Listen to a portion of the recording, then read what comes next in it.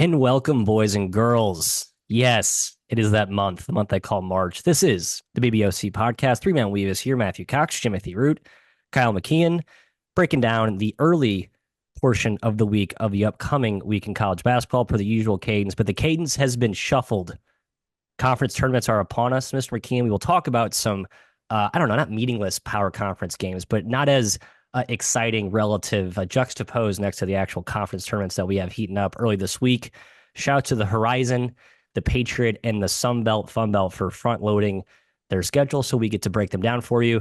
Fellas, let's get right to some of the power games for Monday and Tuesday. Pretty quick turnaround off the pretty loaded Saturday slate as we come down the stretch here. Let's talk about Kansas at Houston and Wake Forest at Duke. Those are the two marquee games on Monday. A couple other noteworthy, but really nothing that really jumps out at you. And then Tuesday, we have some good SEC action with Auburn going to Texas A&M and BYU going to Iowa State.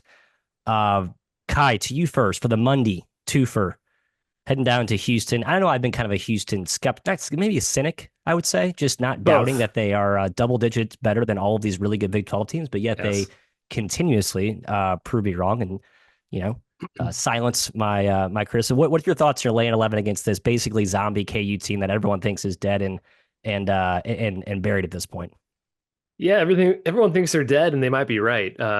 Texas Tech came in and beat Kansas in Fog for the second time in Texas Tech's history. They're 2-22 at the Fog against Kansas now, and the Beakers haven't, the Jayhawks, I call them Beakers, I'm a Mizzou guy. They have not beaten a team not named Colorado or Oklahoma State since February 3rd.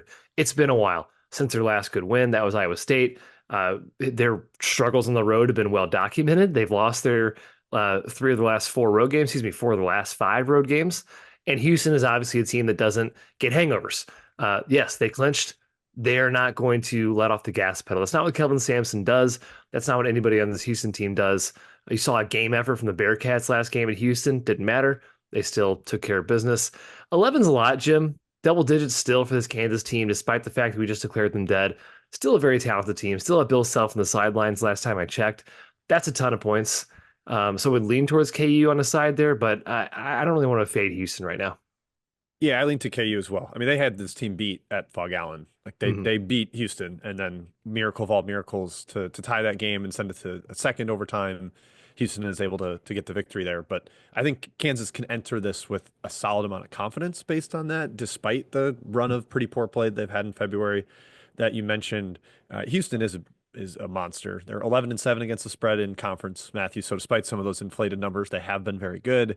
Did not cover against Cincy, but they shot 20% from three. We're not hitting shots. A team that's hit 40% from three all season, one of the best 10 to 15 shooting teams in the entire country. That was a little bit of an aberration. Yeah, I typically in the mid-major leagues, a team that clinches outright might get the more celebration hangover type effect, and you want to fade them the next game. I did that successfully against Towson this weekend. SEMO lost outright to Eastern Illinois. Chattanooga was actually able to cover against VMI, but I generally think that's a pretty good spot in mid-majors. Not in the high majors, Matt. There's still a ton for them to play for with seeding. Houston could get up to the number 2 overall seed. They basically can't pass Auburn, so they can't get the South region. That's probably what they would want most. But you want to avoid getting the 4 and getting shipped west and just having to have that heavy travel. So I think Houston's going to be totally dialed in for this one. It's just a matter of number. I think it's too high with the way Kansas can defend. Definitely lean to the Jayhawks, but not an official play. And we do have some early openers out there. Yeah, basically 10.5. So right on market with KenPom. I think that's about right. You look at Kansas so far this year, they're actually 4-7 against the spread away from home. Which I think sort of, I kind of look at this team as more of an adult team, should play well on the road, but they have not, that's not been true this year. I think a lot of teams that host KU get hyped to play KU. So they usually get the other team's best shot. And this team obviously is lacking some depth and some offensive dynamism, as we talked about. All right, Duke laying 22 to Wake. Yeah, go Sorry, ahead. Matt. Quick matchup No. note on that. Kansas talking about how they're going to play through Dickinson more. It's really hard to play through the post against Houston because they post double. Hmm. Like Dickinson had 17 on only 10 2-pointers. Like that's not a very high usage in a 50-minute game. Dickinson played 45 minutes and took 10 shots. So they're going to need stuff from the other guys, the shooters. Zeke Mayo is going to have to bounce back after the weird debacle over the weekend. Yep. His social media stuff got spread around. Go ahead and search that if you want to. We don't need to get into it, but it's going to have to come from the role guys, and maybe that will be too tough for them on the road. But again, still number thing. All right, just wanted to mention that note, Matthew. Sorry. No, worth mentioning. I think the whistle, final point, will matter here. Very physical up front. I think the questionable calls a few went against the Houston front line at the Fog. Highly doubt they go that way in Houston. I don't think the whistle means anything when Duke hosts Wake Forest. Now, I will say Wake Forest, if we remember the first matchup, an admirable effort relative to their ACC counterparts against Duke. They kind of slowed the game down as Wake has sort of dovetailed into this like very gritty, grimy type of Steve Forbes team. They're not playing with much tempo. They can't shoot. And Forbes is like, we have to get to the rim at all costs. It's just such a terrible offensive approach against Duke in that size, even without Malik Brown. Tyrese Proctor, their debatably best on-ball defender, obviously out here as well. So you could argue Duke down two of their best defenders, but I think the whole team defense is just so sturdy and so long. I don't know, Jim. Any chance Wake keeps this within 20? It does feel like a high number if Wake can control tempo here. Yeah, 20 feels crazy again. I mean, Duke has won their last 3 games by a combined 115 points. There's an average of 38 a game, 40 a game, a little less than 40 a game. It's absurd. They're just completely smashing teams. Matt, do you have an eye report on Cooper Flagg after this weekend? He left No, the game I heard it's fine. I'm hoping we Okay. see like a pirate eye patch and we get the Cooper Flag one eye patch game on Monday. That's my guess, but we'll see. Cooper Flagg doesn't need depth perception, He folks. does. He can do it with one eye. He doesn't need to know how When he far gets the rim layups is. from 2 feet out every time, you can score with one Yeah. eye. He's fine. It's hard not to remember the Wake 25-4 run on Duke. Yeah. Coming Pretty out of the halftime, they smashed this team. It was by far the most mortal Duke has looked, even including the Clemson game. They looked like flabbergasted, and it was a rather shocking performance. But they did kind of dig in, get some more stops. Flagg made some big buckets down the stretch of that game, and Duke was able to pull out the win. Maybe Wake's a little bit confident because of that, but man, they're reeling, Kai. They are playing really poorly right now, have basically played themselves out of the tournament, even though they've got decent resume metrics still. This is General Custer's last stand for Wake, and I have a feeling it's going to end similarly to poor old General Custer. So, yeah, I would not want to fade Duke given the run they're on, even shorthanded. No, Wake has lost, can't lose games, and now they have a must-win game against the best team in the country right now, at least the team that's playing like it. Since February 1st, Duke's margin of victory, and this includes the loss to Clemson, is 25 points per game over the last 9 games. That's insane. They beat Florida State by 35 points with Flagg in the locker room playing 19 minutes, with Brown out, with Proctor out. They're more than capable of beating Wake here. Of course, 22 feels big. Of course it does for a tournament team like Wake, or at least a bubble team like Wake, excuse me.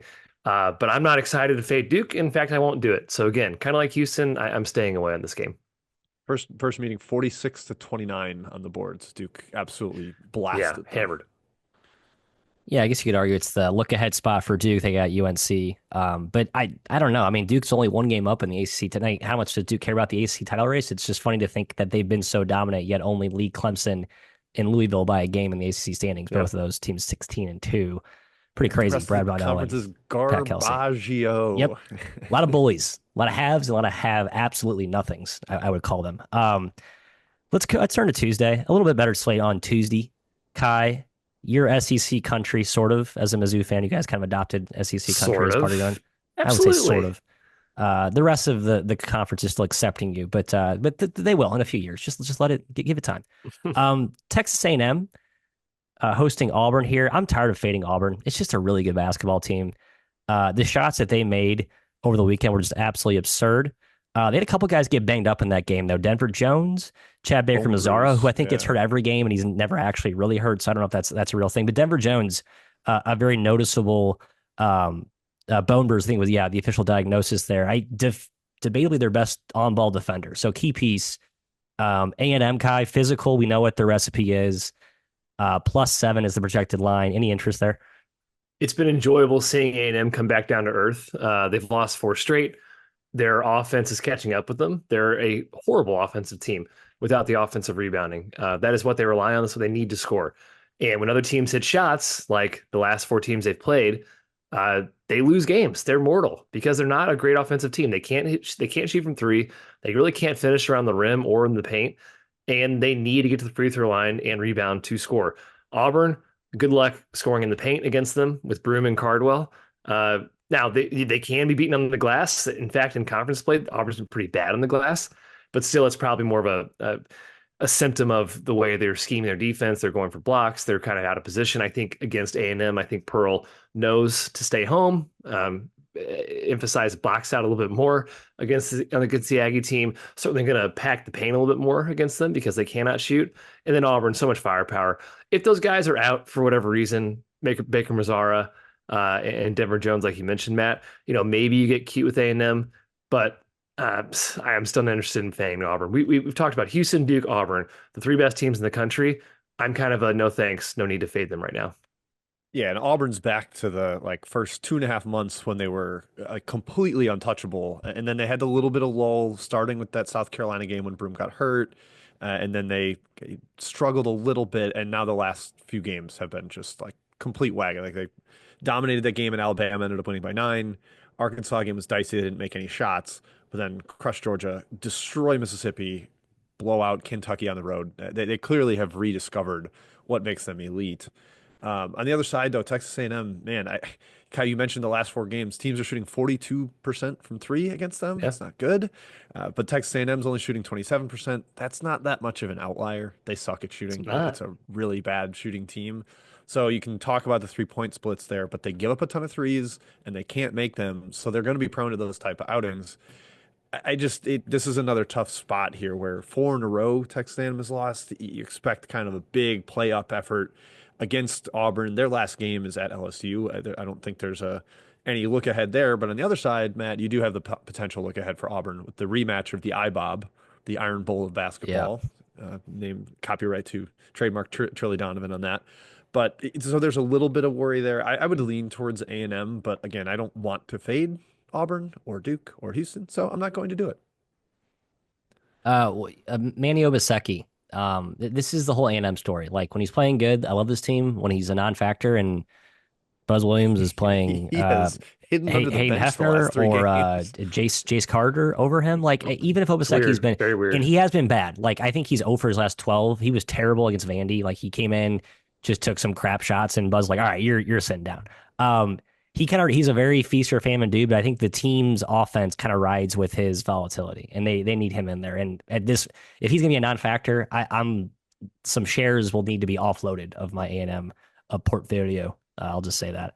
All right, that's going to be a strange message for people that are BBOC listeners because Stuckey is like the biggest Texas A&M buyer in the entire land. I'm with him, but I don't like what I'm seeing now. Like, look at the trajectory last year. It's like you turn the calendar to March, you see Obaseki's minutes double, and he's in 15, 18, 20 points a game. And like the Houston game was like, that was him in a nutshell. Just like looked like one of the best players on the floor against Houston. Like that's what this team needs. Because it doesn't need Zurich Phelps taking bad shots, which is what a lot of what it is right now. You're still going to get a lot of it. Get excited. Yeah, that might be a non-negotiable at this point. All right, Kai, Iowa State hosting BYU. Oh, yeah. KenPom projected 7. That feels light. BYU has been awesome lately. So maybe I've not taken stock of that, not appreciating that. What are your thoughts on this matchup here? First being between these two, the youngish Cougars go from altitude to Hilton Magic. What do they have? Yeah, I like Hilton Magic. You're right. BYU's been awesome. Won 6 straight. 3 of them have been on the road. Completely have turned around their road. I don't know what you like that. We thought of this team as a bad road team to start the year, right? They went to Providence. They got smoked. They lost a bunch of games in conference, TCU, Utah, Cincinnati, and now they're a juggernaut. They look great. They're clearly a very talented team. They can shoot the lights out. But Iowa State, that Arizona game really showed me this team when fully healthy is really hard to beat. I need to check the record books, but when Momcilovic is back, when Gilbert is back, when Jones is back, there you go, Jim. He's hold up one finger. They've lost one game. They've lost the only one loss game. Was by a basket to Auburn. Yeah, arguably a top 5 team when fully healthy, and I think that's not even that arguable. So I like Iowa State here. You could argue they're a little bit undervalued right now in analytics because they've had injuries, because they dropped a few games. Hilton Magic, yeah, -7, lean towards Iowa State there. Yeah, I wonder what this number opens if it gets bumped up to 8 or 9 because they're healthier and that version of them has been so freaking good. I mean, Keyshawn Gilbert returned and was terrible against against Arizona. 7 turnovers, 2 of 8 from the field, 23 minutes, like clearly still banged up or not right, not his normal self. And it didn't matter. They dominated both ends of the court, held Arizona below 1 point per possession while scoring a bunch themselves. Hilton Magic does matter, Matthew. I think the basket looks a little bigger for the Iowa State guys launching away, and I do lean pretty heavily towards the clones. If it was 7, I would bet it. I think it's going to be north of 7. That's just a hunch. Yeah, I would guess 8.5 if I were Yeah, I think speculating. that's fair. Yep. Again, nothing in that game. A few other notes on the Monday, Tuesday games. I only have one official play.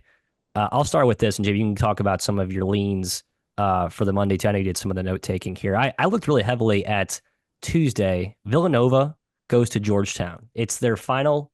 I think it's they close out the regular season at Georgetown. I've watched Georgetown play the last 2 games, and this team just has absolutely no hope defensively without Sorber.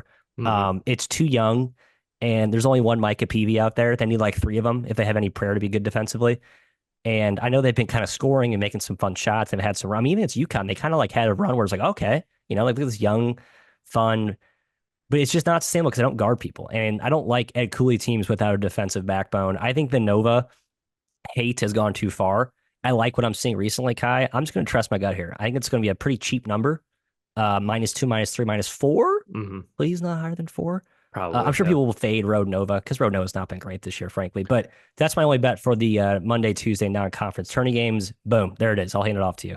No, I like that a lot. Their offense is awesome, Villanova. And yeah, without Sorber, Georgetown's lost 3 straight games by double digits. Of course, 3 of those games were against 3 of the best teams in the Big East. But Yeah, better I teams, think probably. I think Villanova can do it. Yeah, without Sorber, I want no piece of Georgetown. No thanks. And Villanova's still, outside looking into the tournament right now.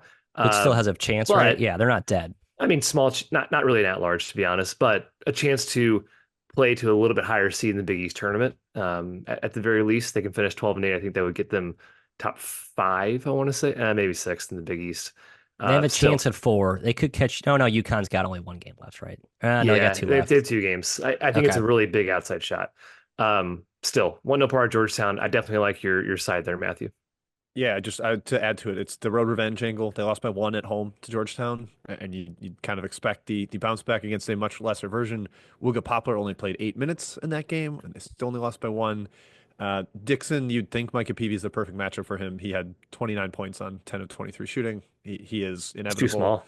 Yeah, too small. Kai, I'm doing the sign to you over Zoom for our listeners. He's too small, so I like that. My one that I'm definitely going to lock in is the under in North Texas and Wichita State. Battle in the American. The first game between these two was 58-54, 58 possessions, most notably. North Texas really controlled the pace. Wichita was not able to speed things up. Total of 130 per KenPom right now. Let me check what the actual official total is out there. But I think that first one is very indicative of what we're going to see here. 128, 127, 128, 127 and a half in the market. Yeah, I think I'd bet it down to 126 would be my absolute basement. I just think it's clearly going to be another slow game. Really strong defensive team with North Texas, and Wichita can't make much impact there. Kai, some other ones that I looked at, but I'm not going to lock in. There's Big Sky title implications on Monday for people interested in awesome and major hoops. Potentially check that out. Northern Colorado at Weber State, Eastern Washington at Montana. No real bets there for me. I'm considering UNC on Tuesday because the Heels offense has legitimately looked awesome over the last 3 weeks or so, and they're doing it against bad teams. And guess what? They're playing another bad team, Virginia Tech, with no athletes. Toby Lawal missed last game. If he's out for the Hokies, I would definitely lean hard towards UNC. And then Arizona back home after a loss at Hilton Magic. They get arch rival Arizona State, who is down to like 4 players than me, Matt, and Kai are coming in off the bench. Bobby Hurley Sr. is playing actual minutes as a walk-on. Big minutes, good minutes too from BHS. Yeah. So why is he called junior? Why is he the third? BH, I don't know. But really concerning. So I think Arizona can absolutely blow them out. considered Dayton. I don't really trust Dayton. SLU's lost 10 in a row at Dayton, and SLU just had the Mardi Gras home game, which is always a massive emotional bump Mhm. at the at Chaffetz, and they murdered Loyola Chicago. You could see a little letdown there at Dayton. But those were just some spots I looked at, Kai. The only one I'm actually going to lock in is North Texas and Wichita under. Yeah, I would encourage everybody to just watch the ASUN tournament. I'm pretty sure Stuckey took you through that one already Yep. on a podcast here. It starts on Sunday. Yeah, it was the most fun conference tournament to watch last year. It was the first one. Almost every game was like within 5 points. We had multiple overtime games. I think you're going to get a lot of high drama again. This league is totally unpredictable. You got EKU Jacksonville on Monday. You got Queens, Florida Gulf Coast. Good luck choosing one. If you want to get frisky, I would take the dogs. Maybe moneyline Queens a little bit. Get weird with it in the ASUN. I think no bet is crazy in that conference tournament. Yeah. Yeah, the last year overs were a bonanza in the That tournament. too. No one played any defense Yeah, last year. absolutely. It was a great time. I Yeah, will say, I do that's think all I got, Matthew. I think North Alabama and Lipscomb, who will be playing the winners of the Sunday night. So if you're listening to this Monday morning, which you probably are, I'm going to probably be leaning Lipscomb and UNA there pretty hard. I think those two teams have kind of separated themselves. Yeah, a little Getting bit. the back-to-back got team dog. Yep. Yeah, those two have been the best teams in this league. But we're going to break down three for you, and a couple of which the Horizon and Sunbelt are near dear to my heart. The Patriots, I'm not very patriotic, so I guess I'm a I'm more a traitorous Patriot guy. communist. It's good, thank you. But for the Horizon, Kai, on the near horizon, Tuesday, Thursday, Monday, Tuesday is the setup here. So we have campus sites, and then they move to Indianapolis, the neutral site, for the semis, and then the finals next Tuesday on a back-to-back. It is one of those nice situations where you do have a day off, but still it's a tough travel for the team that wins the opening round, has to go to the top five seeds. I'm sorry, top five seeds. Shouts to Bobby Moe, got the 1 seed. Andy Toole, just a complete retool Incredible. of their team this year. Whole new staff, all new players on the hot seat, rises to the occasion and then some.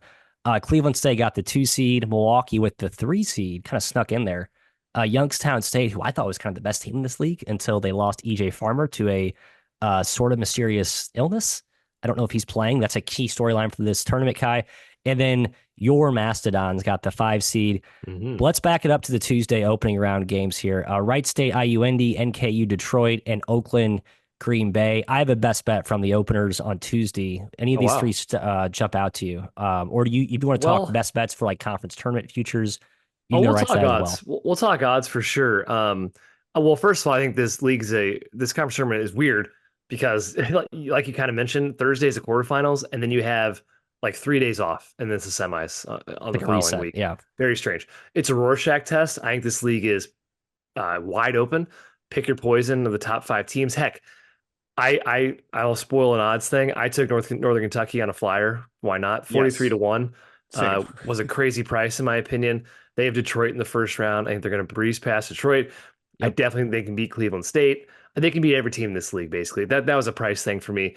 IUND, Jim, just played Wright State last game. That's an interesting angle. Wright State seems dead. I would lean towards IUND in that game. Green Bay, no point in talking about them. But overall, are we doing a pick right now? I'll spoil my pick. I am between Fort Wayne, who I also took a future on, plus 650, and Milwaukee, who I think is the best team, number one team in KenPom. Unfortunately, they're on the same side of the bracket. I will say Fort Wayne for the official show pick here, Jim, but I really do like the Panthers. I don't think Robert Morris is going to be the champion. No, I don't either. I'm just looking back at this. Horizon is a wild tournament. The 1 seed's been in the final only 4 of the last 10 years. Like that's insane. It does not go well for the 1 seed. Yeah, yeah, because it's typically like not even the best team. It's somebody who survived the weird gauntlet, maybe was not as injured. I am also betting Northern Kentucky 43-1. I think that is ludicrous. FanDuel, by the way. Yeah. What?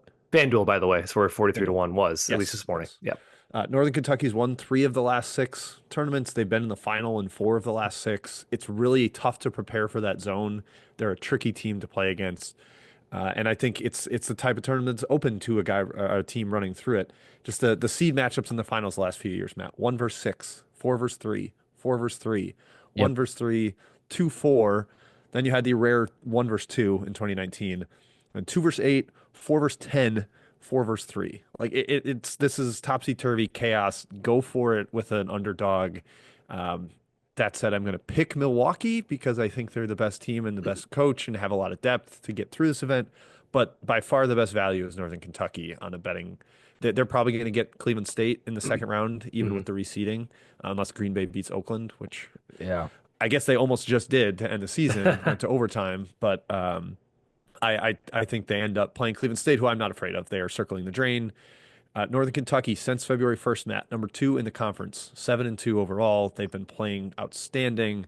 And again, I mentioned the history with them in this event. So maybe I should just pick Northern Kentucky. I won't, though. I'll just say bet it. They swept Fort Wayne this year. They beat Cleveland State. They beat Youngstown State. They beat Oakland. Really, the only team that didn't beat Jim was, well, Robert Morris took him to overtime. But Milwaukee crushed them twice. They beat them by an average of 19 points per game. So Milwaukee, Matt, might be their kryptonite. Yeah, Milwaukee's pressure, I'm guessing about it. I don't know, it's tough to sort of extrapolate too much from a game or two in terms of like matchup advantages, but I do think there's something to that potentially. I agree with you. I'll make that a sweep of, I don't like betting a ton of these futures, to be honest, but this one, Jim mentioned like the seed pairings of the title games. The top 5 seed is a big advantage. That's why you see the price drop off is huge. So don't discount that. Like, I don't think you're getting an absolute, like, you're not stealing with I don't betting care that Northern NKU. Kentucky has to play Detroit. But that's like an automatic win, I think. Like it's you can basically pencil in, and the Cincy to Cleveland road trip will not be substantial. You get a day off in between, and then as we mentioned, like kind of the reset there, and that's where all havoc can break loose. And NKU does this every year. They always kind of peak late. They peaked later than usual this year. But you know, Sam Vincent wasn't 100% healthy for the first 2 months of the season. I think he's fully back. So yeah, I'm with you on the Norse. In terms of official best bets and matchups, I do like, Kai, you mentioned the IU Indy Wright State immediate revenge game. Same with Oakland Green Bay. I actually like Oakland in that one. Oakland won in OT, but I think that's sort of like woke up Oakland like, okay, this, you know, apparently dog shit team may not be as dog shit as we thought. We kind of saw their wrinkles and how Green Bay's been playing better lately, which by the way, they have not good, but better. And I think Oakland kind of just wears on them up front. And there's just kind of a slow death by 1,000 paper cuts being offensive rebounds and putbacks up front by Oakland's front line. So Oakland first round is my bet there. Hopefully the prices. Oakland, go ahead. They just had nothing to play for. Like they were locked into playing in the opening day. Like they couldn't get up to the 5 seed. So I'm not that worried about it. Quick mention, that was Doug Gottlieb fouled up 3 with 8 seconds left, and they still lost. So not an auto win. It was funny to see him tweet at John Rothstein about that. Yep. I had to tip my cap to Doug. My rare hat tip to Doug. Greg Campy says they spent 5 minutes in there to practice. Everyone practices missed free throws. They have a left and a right call. So every player has a can miss left and can miss right, like hit opposite rim.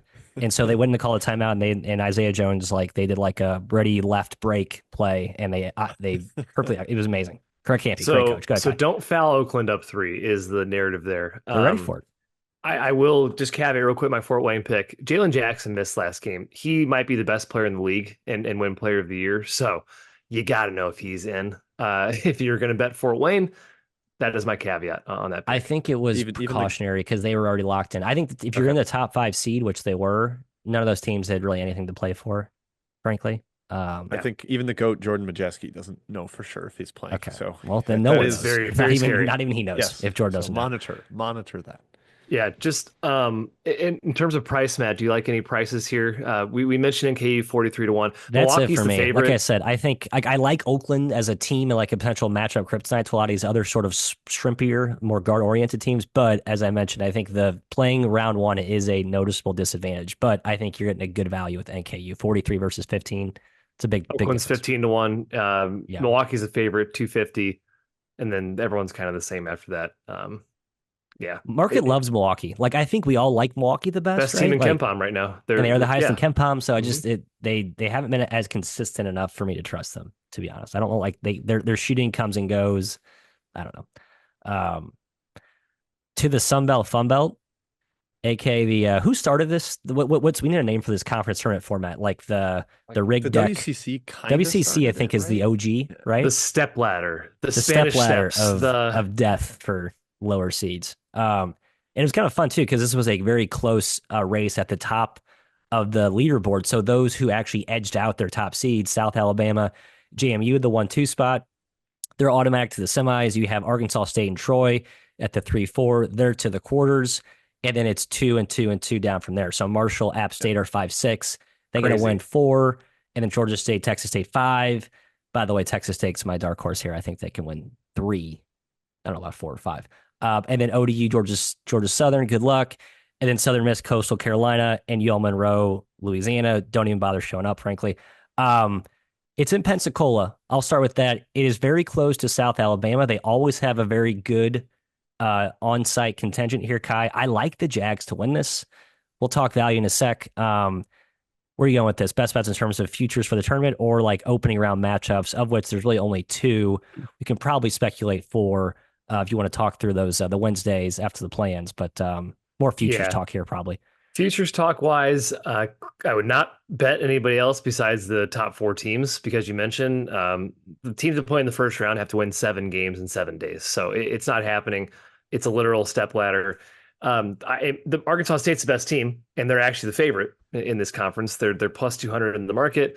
I do like them. I took them a little bit for that one, but I think Troy's price at 4-1 is even better.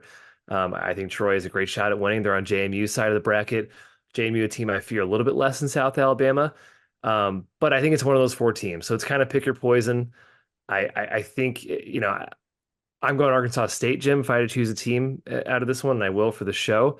But I think the best value on the board from a betting perspective is Troy 4-1. I probably agree with you. First of all, like they announced this format in the offseason and people were like, what the hell? This is absurd. But it kind of ended up being perfect for this conference because it like the top 4 teams are near the top 100. The bottom 6 are like sub 300. It's like, okay, you have been crappy all year. You have to really earn it. Yep. And the teams have actually been good. Like it's split perfectly to set up this format. And I'm kind of glad that worked out. Matt, also heavy agree. Texas State's the dark horse I'd consider. There's nobody else outside the top 4 I have any interest. I wrote that down explicitly. No, I don't like No? him. I guess Tate might end up being like the best. They've been bad lately. No, Kearns is pissed. They have no depth. No, it's just way too much Miles Tate, and CJ Huntley is a mismatch problem, but I think other teams have size. They had no depth the year they won 4 in 4 days, remember? That's true. That was insane. That team was more talented than this team, though, I think. Yes, agreed. Tate would have to go on like Sunbelt Kemba type of run. Yes, the former Butler player, App State's best guard, for those listening and not aware of him. He's really good. The thing that kind of trips me up, Arkansas State has worse odds than South Alabama. They have to win an extra game. And they got swept by South Alabama. They scored 118 points combined against that zone. Look at their threes. It really tripped them up. They couldn't shoot against it, but they didn't get any transition, which is tough for Hodgson, a Nate Oates disciple.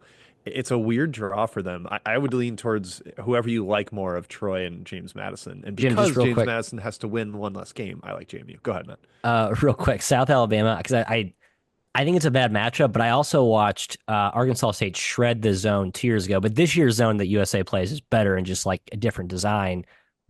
Joseph Pinion, the former Arkansas transfer, kind of the sharpshooter for Arkansas State, 5 of 15 from 3 against USA, the most recent, 2 of 14 from 3 the first meeting. So he was 7 of 29 from 3 in 2 meetings. Like they just dare you to shoot threes. Like it's almost like it's in your head if you continue to miss them. I think they get the 3 sweep if that's what the matchup is, Kai. I want to point out Arkansas State was not healthy for either South Alabama game. Kobe Julian out for the first game. Yep. Darian Ford out for the second game. So, maybe third time's the charm for Arkansas State. Like I said, I Arkansas State or Troy is where I'm going between. I suppose I'll go Arkansas State, but I really like this Troy team too. And Matt, you love Troy. I'm surprised you're not all over this team. I do. I've cooled on them this year. I've watched them play. My team of destiny is South Alabama. I've transitioned to. I love Scott Cross. I'll be back in his corner next year. But for this tournament, I'm with Richie Riley and the boys of Mobile. So that's a future play for me. I think to win 2 games, plus 270, plus 280. I know the other team has seen the zone now, but still, it's a tight turnaround, tight prep. I think that kind of has a little bit of a unique advantage. And then I am going to do a Texas State moneyline rollover. I don't think they're going to win the tournament. I think you're kind of drawing dead going outside the top 6, but I'm going to bet moneyline and hope to win 3 games. You probably get them as a dog the next 2 if they can get past, which I think they will, probably ODU or whoever the hell comes out of that bottom half there. So Texas State, again, shitty draw with the way this bracket steps up, but I think a money line, if I just commit to that, I think they get to the semis and get me in the green. So yeah, might be entering with a little confidence. They just prevented JMU from getting the outright title in the final game of the season beat them in Yep. double overtime at Texas State. And that's who they'd I, see in the yeah. semis. Yeah. I mentioned I like JMU. I picked them in the preseason to win this league, and they didn't really let me down sharing the title. So I'm going to stick with them. I think Preston Spradlin's a great coach. He's got his guy Mark Freeman at point guard that has led them to get some size. So I will go with the Dukes. A fun little split across the board here in the boys, which I think is representative of this league. It has been Very. a mix at the top four, and they all shared the regular season title. Yep. All right, to the Patriot we go here. Another all-campus site, which I love, by the way. I think it's the America East is my favorite all-campus tournament, but the Patriot's certainly a good one as well. Um, Man, this league got real weird real quick. Like I'm looking at like in my preseason expectations where I thought my ratings were middle of January and then what they are now. And I still can't make like seeing Lehigh in the playing game is just weird to me. Even Lafayette with one of the most impactful players in the league and Mr. 7-foot monster Vanderbond to see them in the 7 slot as a play-in. So just to clarify, the 7, 8, 9, 10 seeds have to play the first round playing around. The top 6 seeds get the bye of the quarters, with Bucknell and American being the top 2 seeds. Kai, what's your futures angle here or any first round best bets of the 4 games that we have kind of penciled in right now? Yeah, DraftKings was offering Colgate 5-1 this morning, so I jumped all over that. That was an outlier in the market. I think you have them at 350 at FanDuel, and that's kind of where they're at in most places, 3-1. It's their league till it's not, man. They've won this league 4 years in a row. They've won 5 of the last 6. I know they just lost to American, and you could argue American's playing the best basketball. I don't think Bucknell is the best team in this league. But Colgate at that price, that was a no-brainer for me. Bucknell's minus 105 on DraftKings, plus 130 at FanDuel. Their side of the bracket is lighter than the bottom half. You got Colgate and American in the same section, and Army's not even that bad. So that's probably why they're priced as such, Jim. But Colgate's the best bet on the board for me, and they're my pick to win this conference. Yeah, I want to pick Colgate. I think when you look at this, we talk about it in every conference. I'm sure everybody, all the breakdowns you get of these conference tournaments will at least highlight the teams that have been good over the last month. And that's been Bucknell in this conference. They're 8-1. They have not lost a game in regulation since January 20th. They have their only 2 losses since then are in overtime. That regulation loss was to Colgate. So they, clearly they can beat them. But since February 1st, Colgate's 4-5, 333rd in the country per Brad Torvik. So they have really struggled, but maybe this is the reset button. We always do like to kind of revert to preseason expectations, provided the team is healthy. And that is something there with Colgate that I think has got potential. But just Bucknell's a fringe top 100 team since February 1st. Nobody else is in the top 230. They have really been a juggernaut. So that pricing, I have no interest in a league that has this much parity, basically even money at DraftKings. That's ridiculous. I would not touch that. Much would prefer American or Colgate, as Kai mentioned. Army intrigues me, Matt. I just wish they didn't get Colgate right away because I think Jalen Rucker can be a wrecker of this type of conference. He's a monster on the ball. They have a little bit of shooting, but they just ended up with the worst draw. They have to go to Colgate, and Langle's going to have that team really, really ready. So ultimately, 5-1. I also bet it with Kai, DraftKings, Colgate, but with Path and maybe Bucknell's the right choice. But I'll go with Kai. Let's do it. Colgate keeps it alive. Those wins, they smoked American, Bucknell did, but it was Boston, Lafayette, Lehigh, Army, Loyola, Holy Cross were the other games that Bucknell won. Their schedule's been light in the Patriot this season. Guys, front-loaded. I respect Colgate. That's why I'm going the opposite. I'm going Navy, the mids. Fight on. Navy, wow. Yes, they're hot. Only bad game the last 3 weeks was they lost at Colgate, which is nothing to snuff at. This was a team I had high hopes on. I think they have everyone back from last year. Basically, they're 20th in KenPom's continuity. They're tiny, and that kind of matters against Bucknell, who's Noah Williamson's best part of the league is 7-footer. He's a dominant force. You have to have a stop, a kind of stopgap for him, and they did not do. It was not the case when they played off in February 1st. I just like this team. I got an easier draw, 16-1. That's my pick. So head to Chalice in the mids. I mentioned Rucker, Matt, for Army. Benini for Navy is like that good. He's great. Super creative point guard. He was a monster recruit for them when they got him 3 years ago out of Texas, and he's elevated to like clear first team all conference type guy. Really tough to stop, shooter, creator. So yeah, if the role guys step up, hey, maybe Navy did beat American on the road second last game of the year, so Yeah. that shows they can play up. Historically, I think Navy's one of the better ATS road teams like last 5 years too. So got that militant. Nothing bothers them, Kai. Just stoic as it goes on the road. Got to be Boston first. Gotta be BU, Boston. yeah, That's no right. respect for Joe Jones, I Zero guess. respect for Joe Jones. Not No, not well, a not a one word uttered sorry. about I Joe like Jones Joe and his Jones to be terriers. fair, I do too. I love but Joe Jones. Boston has no bite this season. No, no thanks. I They agree. did beat They're very Colgate, vanilla to me. I've watched them. but They're very vanilla. Nothing Everybody beat unique about Colgate them. the final 5 weeks, kind. It's okay. yeah, We're hitting the reset button in the Patriot with the Raiders. Colgate has two of the five best players in this league, Cox and Woodward, something like that. Yeah, Woodward's just like a monster. But again, the other teams Cox have had like kind of like built around that. Cox had a stretch in the league where he like got lost and couldn't Yeah, figure things I out. They don't had a know. 4 game losing streak. He ended up getting benched. He could not shoot, couldn't score. He's playing a little better to end the season. And Woodward, yeah, he's won this event like 4 hmm straight times, basically. Yeah, yes. I wouldn't He's doubt him. he's never lost a Patriot conference tournament. He's won every This would year. be his first road game in the tournament, though. I You're think, right? right. They've been It would like be they've been if at home they every play game, right? American. If they play American and then Bucknell, will be the first road game for him. That's Oh, that's right, a because they're wild home and it's stat. Army, and then if they win, they gotta go to American. Yeah, that's a wild stat. All right, fellas, that Wait, concludes what the was your episode. what were the Let's bets you had recap. I there? just had the Yeah. just for the Patriot. So for Patriot, just for me was a Navy 16-1. I think I saw 20-1. Shop But like around. fit, yeah, shop. Thank you, Kai. But none of the first round matchups stuck out to me. I do kind of like Holy Cross maybe as a flyer in the first round.